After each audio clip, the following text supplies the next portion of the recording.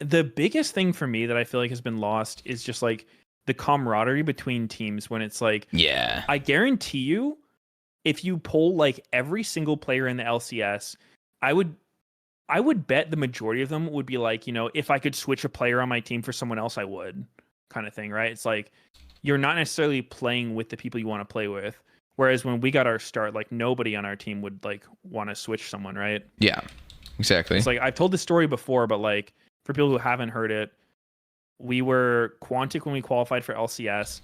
And then like the day after we qualified, I got messaged by like the general manager of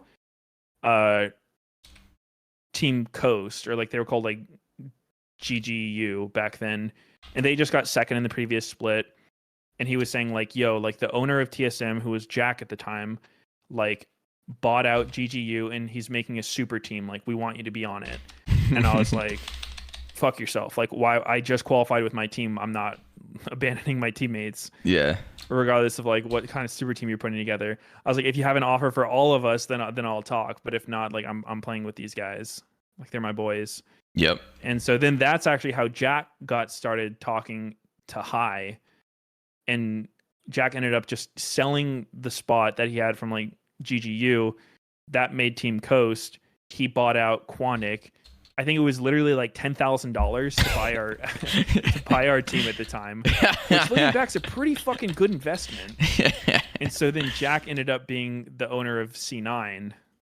Yep. And why we were like very close with TSM initially.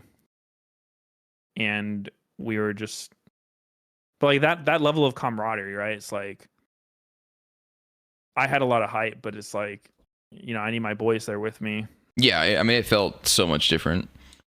Yeah, exactly. Like, I didn't even ask like what kind of money it was, even if it was a pay raise. Like, I don't care. Yeah, because I mean, we also like felt differently about like players in the game back then. Like, we came in smashing everybody. Like, we felt like we were actually really fucking good at some point. Not initially, because we didn't know. Yeah, just screaming TSM. We're like, I feel like they're just trolling. Yeah, the whole time we're practicing, we're like legit 90% win rate against TSM. He was like the best team at the time.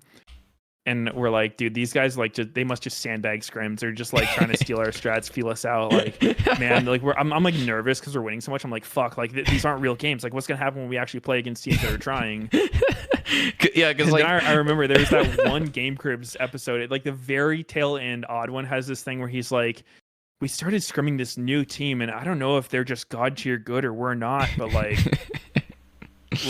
we can't beat them. And I was like, huh, like if he used sandbagging, I don't feel like he would have said that. And that was sort of like the first validation for the team. Yeah. It's fucking hilarious.